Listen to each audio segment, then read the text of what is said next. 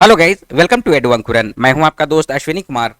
और जो भी अभी आप लोग जेएसएससी टेक्निकल, सहायक आचार्य 6 to 8 या ग्रेजुएट लेवल का किसी भी एग्जामिनेशंस की तैयारी कर रहे हैं, आप लोगों का जो सिलेबस है उसके अकॉर्डिंग आप लोगों का क्लासेस जो है एडू अंकुरन टीम के माध्यम से शुरू किया जा रहा है।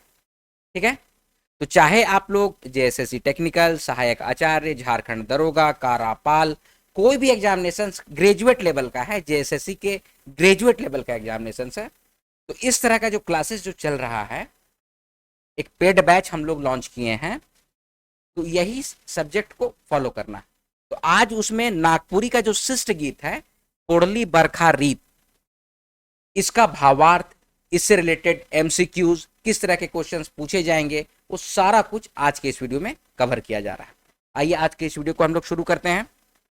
देखिए, आप लोगों का जो जेएसएससी टेक्निकल वाले जो हैं या फिर सहायक आचार्य 6 to 8 वाले हैं, आप लोगों को ये बस नागपुरी का नागपुरी व्याकरण है, नागपुरी भाषा के लोकगीत हैं। सबसे पहले आपके हाथ में सिलेबस होना चाहिए, तो सिलेबस की जानकारी रखिए। अभी 2 दिन या 3 दिन पहले कोई बोल रहे थे कि सर सहायक आचार्य के लिए हमको लोक साहित्य का पीडीएफ दीजिए, ऐसे आप लोग कोई किए। तो हम बोले कि आप लोग को लोक साहित्य नहीं पढ़ना है, आपके सिलेबस के अकॉर्डिंग आप लोग को लोकगीत पढ़ना है। ठीक है, तो यही नागपुरी भाषा का लोकगीत पढ़ना है। लोक साहित्य पढ़ के आप क्या कीजिएगा, उसमें जो पढ़ना है सिलेबस में जो दिया है उसी को बस फॉलो करना है। तो ये आपके सिलेबस है। उसके बाद शिष्ट गीत है, ठीक है, माने कविता है, गीत है। तो आज का जो टॉपिक है उसमें पोड़ली बरखा रीत ये है, इसको हम लोग कवर कराएंगे। ठीक है, साथ ही साथ थोड़ा और भी नागपुरी का लोक कथा आपको पढ़ना है। ये देखिए लोक कथा है, पॉज करके आप लोग देख लीजिएगा, या फिर अगर आप लोग को सिलेबस चाहिए होगा तो बोलिएगा, सिलेबस हम शेयर कर देंगे ग्रुप में। ठीक है, शिष्ट कथाएं पढ़ना है, साहित्यिक निबंध में कवि परिचय के बारे में पढ़ना है। तो ये आपका सिलेबस है ग्रेजुएट लेवल के लिए, नागपुरी का यही सिलेबस है। इससे बाहर आप लोगों को कुछ नहीं पढ़ना है। ठीक है, तो इधर उधर ध्यान नहीं भटकाना है। जो 2D पॉइंट जो चीज है उसको बस पढ़िए, आगे बढ़िए। चलिए, अब आज जो है, आज का जो है पोड़ली बरखा रीति, ये क्लास 1 हम लोग आप लोग को शुरू कर रहे हैं। आज का जो क्लास 1 है ये हम लोग शुरू कर रहे हैं। हालांकि नागपुरी व्याकरण का जो टॉपिक है, आप किसी भी लेवल के हैं सेम रहेगा। आप चाहे इंटर लेवल का तैयारी कर रहे हैं, ग्रेजुएट लेवल का तैयारी कर रहे हैं, 10th लेवल का तैयारी कर रहे हैं, व्याकरण का पार्ट सेम है। कुछ कुछ चेंजेज है तो हम लोग क्लास में बतला देते हैं कि क्या चेंजेज है, लेकिन अदर जो चीज है वो चीज आप लोगों को डिफरेंट वे में तैयारी करना होगा। तो नागपुरी गीत शिष्ट गीत है, उसमें पोड़ली बरखा ऋतु है, जो रघुनाथ नृपति के द्वारा लिखा गया है, इनके रचनाकार हैं। ठीक है, तो सबसे पहले हम लोग क्या करेंगे, जो गीत है उसके जो कठिन शब्द हैं वो आपके सामने रख दे रहे हैं। जैसे आपको ये गीत पढ़िएगा, अभी आगे हम लोग पढ़ेंगे तो डिस्कस करेंगे तो और ज्यादा क्लियर होगा। जैसे नृप शब्द है, नृप, नृप का मतलब होता है राजा, किंग। ठीक है, दूती, दूती का मतलब होता है दूत या फिर संदेश वाहक। खने खन, खने खन का मतलब होता है समय समय पर। खन का प्रयोग हम लोग समय के लिए करते हैं, जैसे कि उखन, उखन मतलब उस समय, उखन देख रहे हैं, उखन, तो उखन मतलब उस समय। फिर होता है ईखन, ईखन का मतलब इस समय। तो हर चीज को सीखते जाना है, ये नागपुरी व्याकरण का पार्ट है। तो देखिए क्लास में यही करते हैं ना हम लोग, जो चीज बतलाते हैं वही चीज पूछ दिया जाता है डायरेक्ट।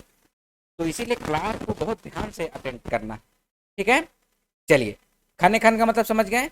दुख दारुण, दुख दारुण का मतलब होता है असहनीय दुख, बहुत ज्यादा दुख है तो उसी को कहते हैं दुख दारुण। ठीक है, फिर होता है नयन, तो नयन का मतलब होता है आंख, लेकिन अगर कमल नयन रहे तो कमल नयन भगवान विष्णु को बोला जाता है, जिनका ही एक रूप है कृष्ण।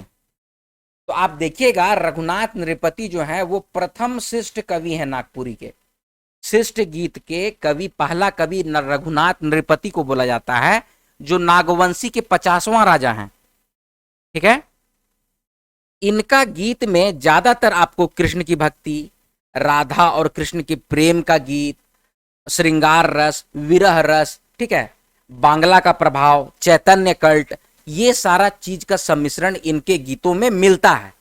तो इस बात को दिमाग में रखिएगा। फिर से हम बोल दें, बांग्ला का प्रभाव, चैतन्य कल्ट, श्री कृष्ण की भक्ति, श्री कृष्ण और गोपियों के बीच विरह का गीत, ठीक है, राधा रानी का श्रृंगार, ये सारा कुछ का गीत मिलेगा रघुनाथ नृपति का।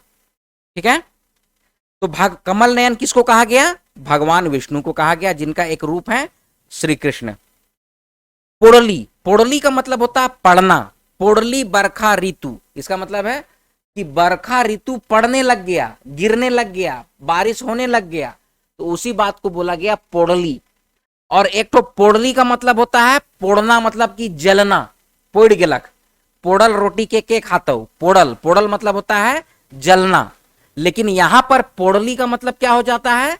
गिरना, ठीक है, पड़ना। यहां पर पोड़ली का मतलब हो जाएगा पड़ना। लेकिन एक तो और पोड़ल का मतलब क्या होता है? जला हुआ, तो उसको भी पोड़ल बोला जाता है। कॉन्सेप्ट को क्लियर रखना है, ठीक है। फिर दादुली, दादुली मेंढक या बेंग को कहते हैं। हम लोग बेंग पकड़ते थे पहले, बेंग पढ़ते थे, मछली पकड़ते थे।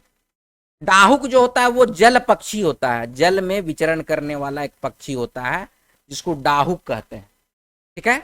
कानन, कानन का मतलब होता है जंगल या वन, ठीक है, घना जंगल, उसी को बोला जाता है कानन। कॉन्सेप्ट एकदम क्लियर है। तो जो कठिन शब्दार्थ है वो आपके सामने रखे। अब थोड़ा सा लेखक का परिचय को जानना है, इससे डायरेक्ट क्वेश्चन पूछे जाते हैं, ठीक है। तो रघुनाथ नृपति, इनका शासन था 1663 से लेकर 1690, ठीक है।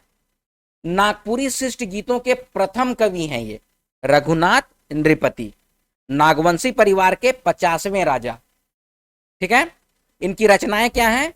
हरि तजी तब मथुरा गेल, दूसरा है संगे दुई चार दासी, कार्तिक पूर्णिमा तिथि, पोड़ली बरखा ऋतु। तो ये सारे इनकी रचनाएं हैं, ठीक है। और इनकी भाषा में बांग्ला का प्रभाव और गीतों में चैतन्य संप्रदाय की झलक होती है, ठीक है। तो ये सारा डिटेल है। कवि का परिचय आपको जानना है, जो गीत है या कविता है उसमें जो कठिन शब्दार्थ हैं उसको जानना है, उससे डायरेक्ट क्वेश्चन पूछे जाते हैं। आपको कवि परिचय से डायरेक्ट क्वेश्चन पूछे जाते हैं। तो ये सारा कुछ हम लोग आपको क्लास में करा रहे हैं, ठीक है। क्लास जो होगा उसमें आपको रिकॉर्डेड क्लास रहता है, टॉपिक वाइज टेस्ट रहेगा, और फिर लास्ट में क्लास का पीडीएफ मिल जाएगा, नोट्स, ठीक है। तो ये तीनों का कॉम्बिनेशन हम लोग आप लोग को प्रोवाइड कर रहे हैं पेड बैच में। तो जो भी नए लोग हैं वो लोग, आप लोग इस नंबर पे कांटेक्ट कीजिएगा। कौन सा नंबर है ये व्हाट्सएप नंबर है 9148763486। तो इस नंबर पे कांटेक्ट कीजिएगा। पेड बैच ज्वाइन करना चाहते हैं तो जल्दी से जल्दी आप लोग बैच को ज्वाइन करिएगा, ठीक है। चलिए अब फिर से हम लोग गीत में चलते हैं। पोड़ली बरखा रीत, तो सारा कुछ आप लोग को समझा दिया गया। अब हम लोग गीत का भावार्थ को समझेंगे और फिर इसके एमसीक्यू क्वेश्चंस को ध्यान से देखेंगे, ठीक है। तो पोड़ली बरखा रीत में क्या है? पोड़ली बरखा रीत बिरहे बेदन चीत, ताई जागे दुगुन मदन, दुख दारुण है, झूले सदाई कमल नयन, ठीक है। तो इसमें क्या बोला गया है कि पोड़ली बरखा रीत माने बरखा ऋतु पड़ गया, बरखा ऋतु होने लगा है, और बिरहे बेदन चीत, विरह की जो पीड़ा है, बिरहे वेदना मतलब बिरहे मतलब कि विरह, विरह की जो वेदना है वो मन को व्याकुल कर रहा है। समझिए मेरी बात को, क्या बोल रहा है? विरह की वेदना, चित, चित मतलब कि मन, मन को माने कि वेदना, उसमें दर्द उत्पन्न हो रहा है, विरह का, विरह से एक दर्द उत्पन्न हो रहा है। ताई जागे दुगुन मदन, ताई जागे दुगुन मदन का मतलब अब ताई मतलब इसीलिए जग रहा है, दुगुना मिलने का आस, मदन को देखने का या मिलने का आस जो है वो दुगुना हो गया है। दुख दारुण है, झूले सदाई कमल नयन। क्या बोला जा रहा है कि मेरी आंखों में, मतलब कि इसमें देखिए ये प्रेम और विरह का से संबंधित है, ठीक है। तो इसमें क्या बोला जा रहा है कि झूले सदाई कमल नयन, मतलब कि जो अपना प्रेमी है, कमल नयन है, भगवान श्री कृष्ण है, उसके प्रेम में गोपी लोग ये गीत को गा रही है, ठीक है। और कह रही है कि वर्षा ऋतु पड़ गया, विरह की वेदना जो है मन को व्यथित कर रहा है, मन में असहनीय दुख पीड़ा हो रहा है, मिलने का दुगुना आस जग गया है मदन से। मदन मतलब भगवान श्री कृष्ण को बोला जाता है मदन मोहन, ऐसा गीत है। देखिए लोकल आप लोग जो भी लोग होंगे, नागपुरी समाज के जो लोग होंगे, बचपन से आप लोग अपने दादी नानी बड़की माए लोग को सुनते आए होंगे। आषाढ़ी गीत हम लोग गाते हैं। आषाढ़ी गीत में होता है ना, हनहि आषाढ़ गे दूती, नहीं आलय मदन मोहन, ऐसे आप लोग सुने होंगे गीत। देखिए हम लोग नागपुरी समाज के हैं, इसी चीज को जी रहे हैं, गा रहे हैं, तो हम लोग अच्छे तरीके से सब चीज को जानते हैं। तो इसमें ज्यादा दिमाग नहीं लगाना चाहिए। मदन का मतलब, हम पिछला बार जो सीजीएल का जो क्लास हुआ था ना, तो लोग अपना अपना थेसिस कुछ कुछ देता होगा, ऐसा नहीं। नागपुरी समाज में जो भी गीत गाया जा रहा है उसके इसेंस को समझिए, ठीक है। उस इसेंस में यही बताया जाता है कि कमल नयन यानी कि भगवान श्री कृष्ण के लिए गोपियां गाना गा रही है और बोल रही है कि एकदम हनहना के वर्षा ऋतु पड़ रहा है, दादुली गा रहा है, ठीक है, सब झिंगुर लोग गा रहा है, डाहुक गा रहा है, सब कोई गीत उत गा रहा है, लेकिन मदन मोहन अभी तक नहीं आए, भगवान श्री कृष्ण नहीं आए। तो उसी बात को लेके प्रेमी और प्रेमिका का रूप अख्तियार किया जाता है और बोला जाता है कि प्रेमिका का प्रेमी अभी तक नहीं आया है, इसीलिए इस गीत को गाया जा रहा है। आप सेंस समझे हैं? बैकग्राउंड में क्या है कि गोपी जो है वो भगवान श्री कृष्ण के लिए गा रही है, तो गोपी तो उसी तरह से प्रेमिका, प्रेमी मतलब भगवान श्री कृष्ण, तो प्रेमी के लिए भगवान श्री कृष्ण को दर्शाया गया है, प्रेमिका के लिए गोपियों को दर्शाया गया है, ठीक है। आप लोग से अगर क्वेश्चन पूछा जाएगा कि नागपुरी गीत में सबसे ज्यादा किसका गीत मिलता है, तो भगवान श्री कृष्ण का गीत ज्यादा मिलता है। इस बात को आप लोग दिमाग में रखिएगा, ठीक है। तो झूले सदाई कमल नयन मतलब आंखों में झलक है किसकी? कमल नयन की, भगवान श्री कृष्ण का, मन की आंखों के आगे जो है झूल रहा है। झूल रहा है मतलब कि उनका छवि जो है वो बरकरार है आंखों में, ठीक है। अब इसका थोड़ा सा हम और आप लोग को व्याख्या दे दे रहे हैं कि वर्षा ऋतु आ गई है। इस ऋतु में विरह की पीड़ा से प्रेमिका यानी कि गोपी का मन व्याकुल हो उठा है।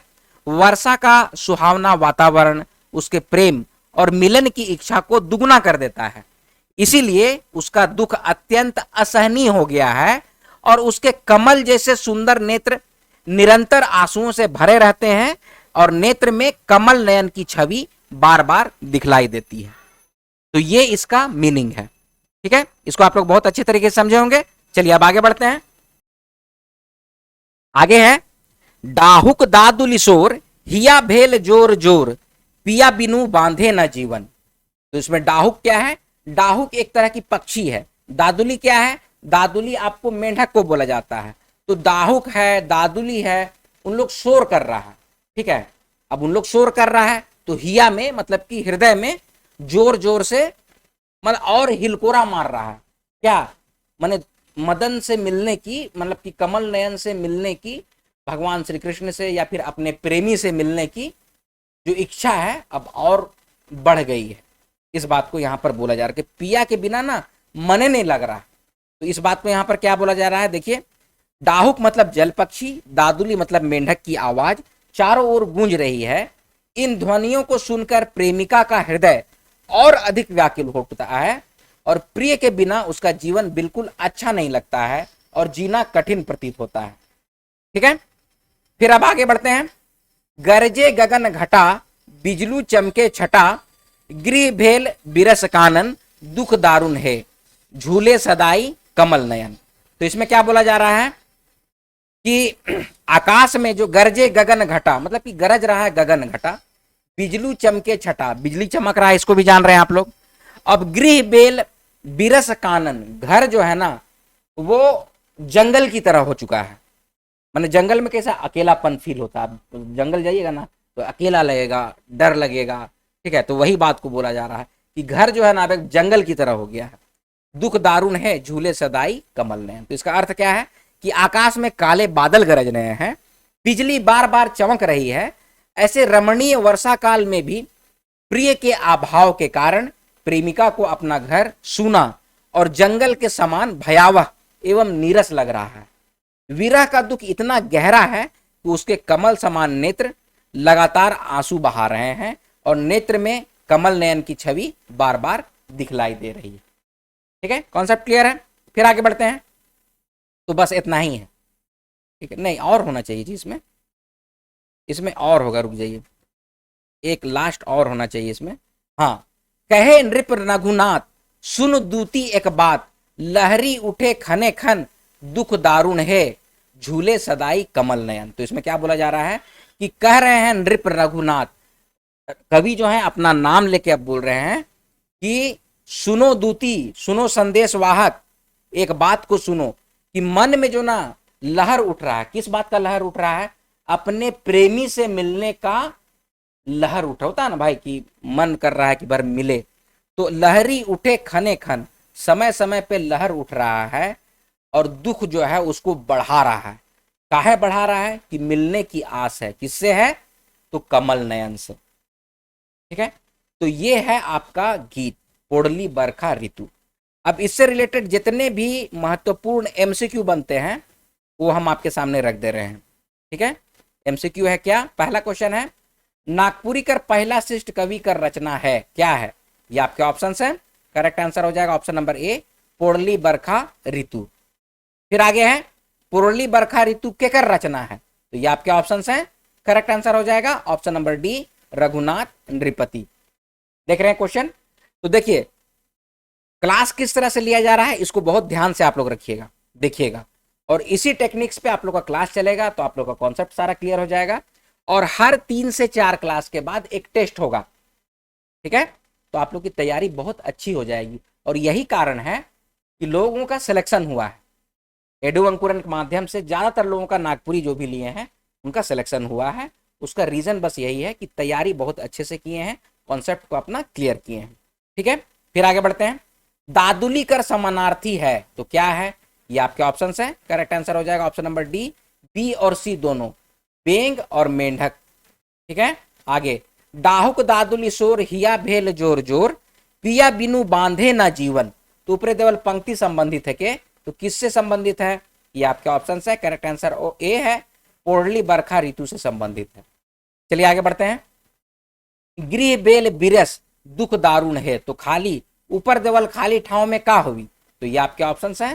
करेक्ट आंसर हो जाएगा ऑप्शन नंबर बी, गृह भेल बिरस कानन। कानन का मतलब क्या होता है? जंगल। ठीक है, आगे, पोड़ली बरखा ऋतु का अनुसार कवि के एक बात सुने के बोले ना, तो ये आपके ऑप्शन है। ऊपर नीचे हो गया है, कोई बात नहीं है। ऑप्शन नंबर सी होगा, दूती को बोलते हैं। दूती मतलब दूत, संदेश वाहक। आगे बढ़ रहे हैं। पोड़ली बरखा ऋतु का रचनाकार कैसन नयन कर बात कहे ना, तो मृग नयन, कमल नयन, चंद्र नयन या फिर कोयो नहीं। इसका करेक्ट आंसर हो जाएगा option number B, Kamal Nayan की बात की जाती है, कमल नयन। आगे बढ़ते हैं। पोड़ली बरखा ऋतु कर अनुसार कमल नयन केकर से संबंध रखे ना, तो ये आपके ऑप्शन हैं। करेक्ट आंसर हो जाएगा ऑप्शन नंबर ए, भगवान विष्णु को कमल नयन कहा जाता है। आगे है, डाहुक दादुली शोर हिया भेल जोर जोर, देवल पंक्ति में डाहुक संबंधित है के, तो ये आपके ऑप्शन हैं।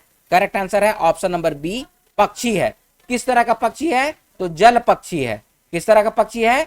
जल पक्षी है। फिर आगे है, पोड़ली बरखा रीत बिरहे बेदन चीत, तो ऊपरी देवल पंक्ति में खाली टाउन में क्या होगा? तो ऑप्शन नंबर बी इसका करेक्ट आंसर होगा, बेदन होगा। ठीक है, आगे बढ़ते हैं। डाहुक खाली स्थान, शोर हिया भेल जोर जोर, पिया बिनु बांधे न जीवन, ऊपरी देवल खाली पंक्ति में खाली ठाव में का हुई? तो ये आपके ऑप्शन हैं। करेक्ट आंसर हो जाएगा option number B, option number B हो जाएगा दादुली। फिर आगे बढ़ते हैं। कविता के अनुसार डाहुक दादुली कर शोर से का होवत है? तो बदरी फाटत है, बरखा गरजत है, हिया जोर मारत है, क्या होगा? ऑप्शन नंबर सी हो जाएगा, हिया जोर मारत है। ठीक है, ऑप्शन नंबर सी। आगे बढ़ते हैं। रघुनाथ नृपति कर गीत में प्रभाव दिसेला, किस तरह का प्रभाव दिसता है? राम भक्ति, चैतन्य भक्ति, बंगला और बी और सी, क्या होगा? ऑप्शन नंबर सी, बंगला भक्ति नहीं, इसका हो जाएगा ऑप्शन नंबर डी, बी और सी दोनों होगा, चैतन्य भक्ति और बंगला भक्ति, ये दोनों का होता है। ठीक है, आगे बढ़ते हैं। गीत कर अनुसार कौन ऋतु के आवेग कर कारण चित्त में वेदना होवत है? तो ये आपके ऑप्शन हैं। करेक्ट आंसर हो जाएगा ऑप्शन नंबर डी, बरखा ऋतु से। ऑप्शन नंबर डी, बरखा ऋतु। फिर अगला क्वेश्चन है, रघुनाथ नृपति कर गीत कर अनुसार के मन के चित्त ने वेदना है वह होत है। तो ये आपके ऑप्शन है, करेक्ट आंसर हो जाएगा ऑप्शन नंबर क्या होगा, ऑप्शन नंबर बी। बिरहनी लोग जो है, बिरहन लोग जो है, उन लोगों के मन में वेदना हो रहा है, यानी दर्द हो रहा है। ठीक है, आगे बढ़ रहे हैं। ताई जागे दुगुन मदन दुख दारुण है। तो देवल पंक्ति में दारुण कर माने है क्या है, ये आपके ऑप्शन है। करेक्ट आंसर हो जाएगा ऑप्शन नंबर डी, देवल शोभे, असहनीय, भयंकर, दुसह। तो ये सब हो जाएगा। ठीक है, आगे बढ़ते हैं। ताई जागे दुगुन मदन दुख दारुण है।